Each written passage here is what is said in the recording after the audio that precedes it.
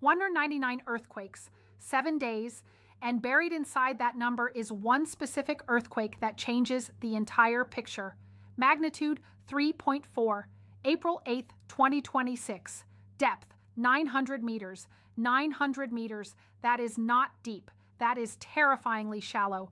And there is a specific structure at Campi Flegrei at approximately that depth, between 1 and 2 kilometers underground, that scientists have been watching with extreme concern for years. It is called the Caprock. And understanding what the Caprock is and what a magnitude 3.4 earthquake happening right at its top edge actually means is the story that nobody is connecting right now. So let me connect it, because this is the piece of insider knowledge that transforms a routine earthquake swarm count into something genuinely alarming. Let me start with the basic picture. Campi Flegrei, the burning fields, a 13-kilometer wide caldera, that is 8 miles, sitting directly beneath the western edge of Naples and the city of Pozzuoli. 500,000 people living within the caldera boundary, 2 million in the wider impact zone, ground that has been rising without stopping since 2005, 21 consecutive years of uplift, 1.4 meters of total ground rise since 2005. That is more than 4.5 feet. The ground beneath Pozzuoli has risen more than the height of an average kitchen countertop since 2005 without coming back down. And 199 earthquakes in the past 7 days, with the strongest, a 3.4, hitting at just 900 meters below the surface. Now, I want to tell you about a specific study published in Nature Communications in July 2025, one of the most important and least discussed papers on Campi Flegrei of the last decade. The team mapped the complete 3D internal structure of the caldera using high-resolution seismic imaging.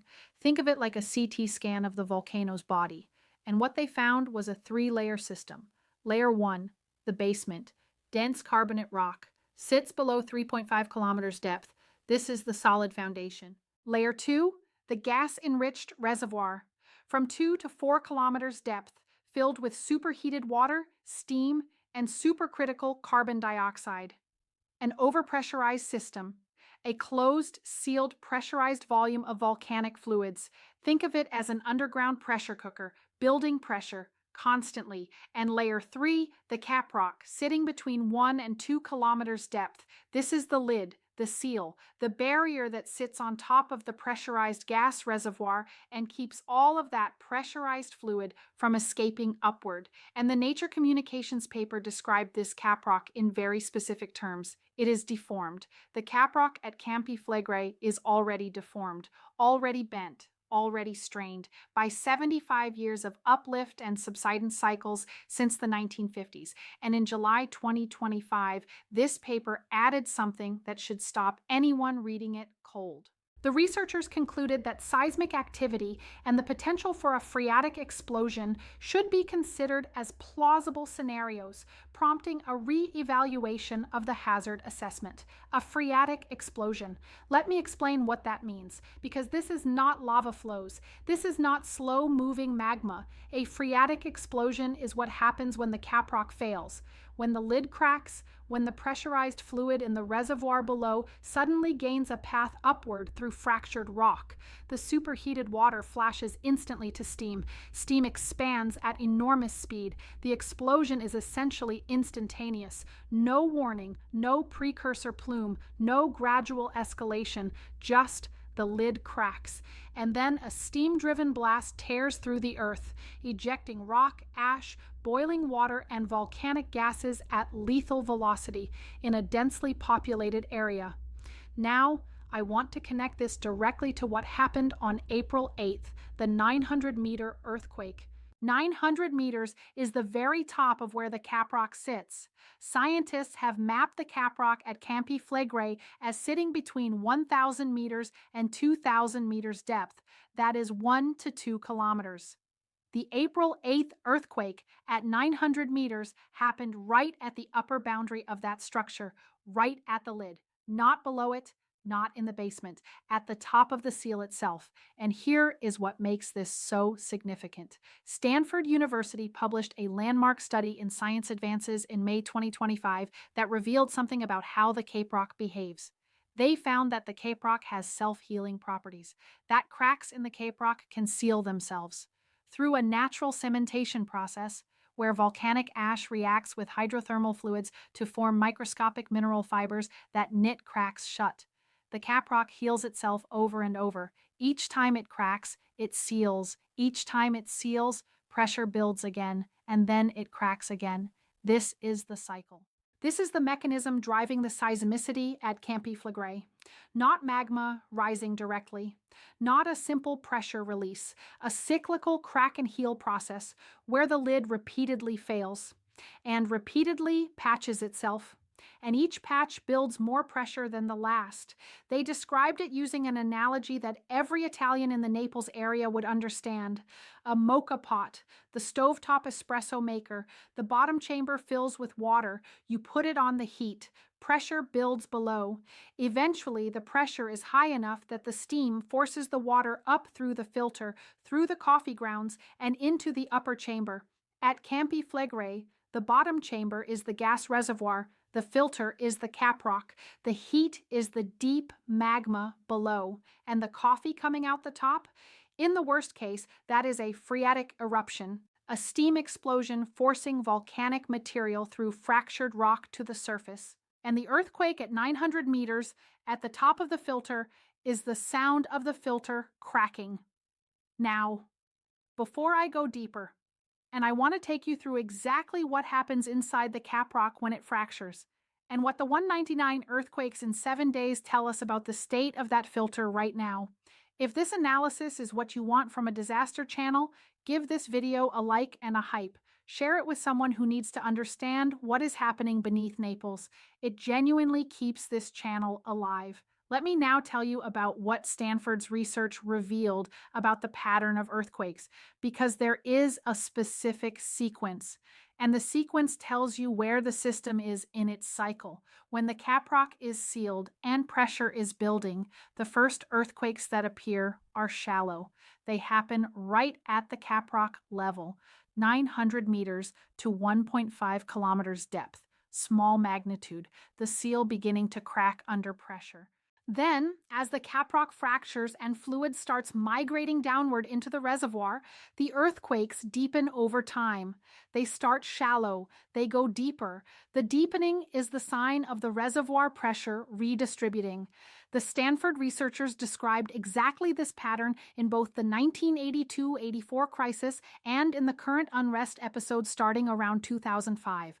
Earthquakes starting in the caprock, then deepening progressively, and now April 8, 2026, a magnitude 3.4 at 900 meters at the top of the caprock, a large earthquake right at that shallow boundary, while 199 total earthquakes have been recorded in the surrounding area over 7 days. This matches the early stage pattern, shallow caprock level seismicity, the lid cracking, the cycle beginning again. And I want to tell you something that makes the current situation different from previous cycles, something the 3D nature communications study revealed. The caprock is already deformed. This is not a fresh, intact caprock beginning to be stressed for the first time. This caprock has been through 4 major unrest episodes since 1950. The 1950s crisis, the 1970s crisis, the 1982-84 crisis, and the current one since 2005. Each episode left the caprock in a progressively more damaged state, more fractured, more permeable at the margins, less resistant than before. The Nature Communications paper found that the caprock is already showing structural deformation in the seismic imaging data. It is already bent by the pressure cycles, already thinned in certain zones, already displaying what the researchers described as seismicity migrating downwards from the caprock, which means the cracking process is already active.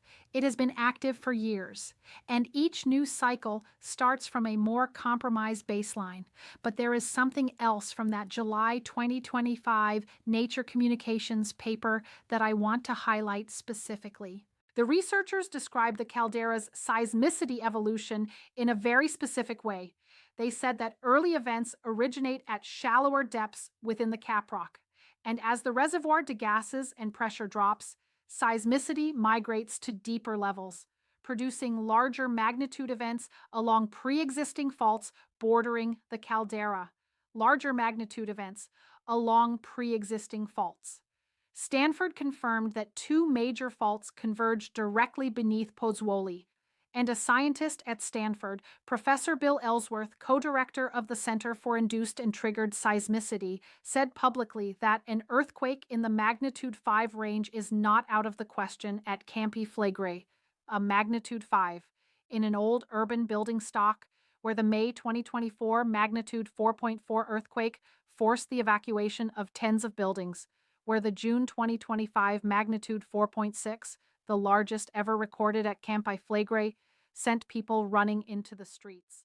Where buildings have been visibly cracking since the earthquake swarms escalated, where families cannot return to their homes because of structural damage. And the Nature Communications paper made one more statement that has been sitting with me since I read it.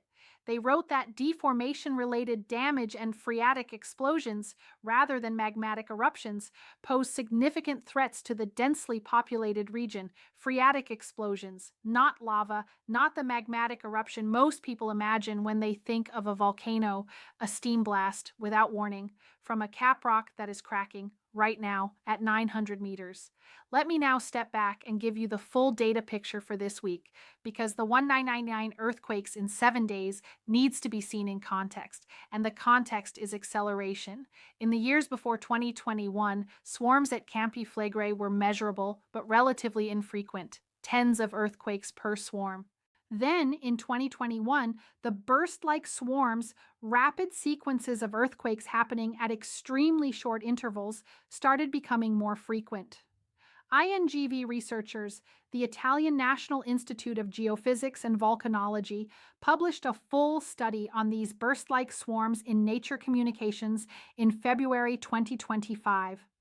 They found these swarms had been accelerating since 2021, more frequent, more intense, and critically associated with brittle failure caused by rapid fluid pressure fluctuations. Brittle failure, that means the rock is not slowly deforming. It is fracturing, snapping, under the pressure of the fluids beneath.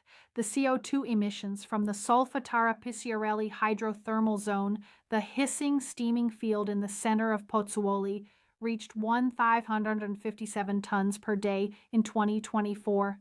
The paper noted this is comparable to emissions from active volcanoes with open conduits, meaning the gas flux at Campi Flegrei's surface vents is comparable to volcanoes that are actively erupting from their summit craters, not a sleeping system, not a dormant system, a system discharging volcanic gas at levels comparable to erupting volcanoes, while 199 earthquakes hit in a week, while a 3.4 fires off at 900 meters, right at the caprock. Now, what would happen if the caprock actually failed catastrophically? I want to be precise here, not exaggerated, precise.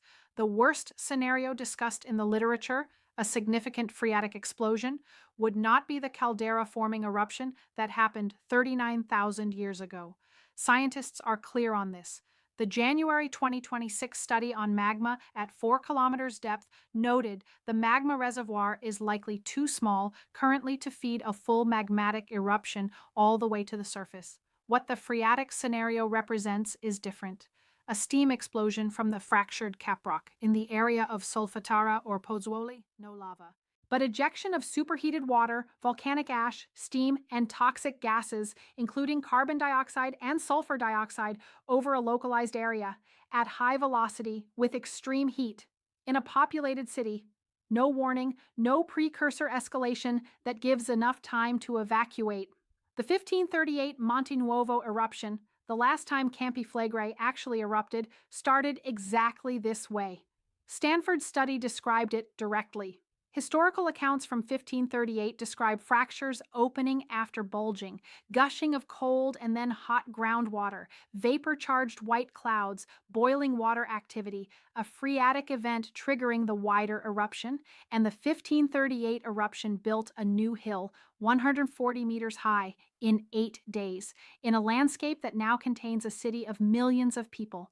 This is the hazard context, not guaranteed, not imminent in the sense of days, but physically plausible, and the signals pointing toward it are all moving in the same direction. Caprock-level earthquakes at 900 meters. 199 total earthquakes in 7 days. Deformed and compromised caprock layer confirmed by 3D imaging. Burst-like swarms accelerating since 2021. CO2 emissions comparable to actively erupting volcanoes. Ground that has risen 1.4 meters without stopping for 21 years. A new earthquake early warning system was actually published in a paper in Scientific Reports just days ago, April 2026. Scientists at the University of Naples built a 1-second warning system for Campi Flegrei earthquakes. 1 second, because conventional early warning systems fail in this area due to the short distances involved and the shallow depths of the earthquakes. They are now testing a system that gives even 1 second of lead time before shaking reaches nearby buildings. 1 second. That is the margin they are working with. That tells you how close to the problem everyone involved in Campi Flegrei monitoring really is. And right now, the tilt meters at INGV are recording the ground. The GPS stations are measuring centimeter-scale deformation. The geochemical sensors at the Solfatara are tracking gas flux. The seismic network is logging every micro-earthquake, including the 3.4 at 900 meters, including all 199 events in this 7-day window. All of it going into the monitoring system, all of it being analyzed, all of it pointing to a system that is active, pressurized, cyclically fracturing its own caprock, and not yet at the end of its current cycle. What comes next? Further deepening of the seismicity. Potentially larger events along the caldera boundary faults. Potentially another burst-like swarm phase. And the question that the caprock-level earthquake at 900 meters forces us to ask, how many more cycles can this caprock withstand? How many more crack and heal sequences before the healing does not keep pace with the cracking, before the filter fails permanently, before the mocha pot overflows? Scientists do not have a definitive answer, but they are watching. With better tools than ever, and the picture they are building through the Nature Communications 3D imaging study, through Stanford's Caprock research, through INGV's burst-like swarm analysis, through the new earthquake early warning work, is a picture of a system that is closer to the edge than it has been at any point in the modern monitoring era. Not over it, but closer. And every earthquake at 900 meters is another data point in that picture. I will stay on the pulse for you. Check out the end screen for more on what is happening at Campi Flegrei and across the volcanic systems we monitor on this channel. The Earth is not quiet. Stay safe, guys. Be aware. Look up, look down, look left, look right. Anywhere, basically. Bye-bye.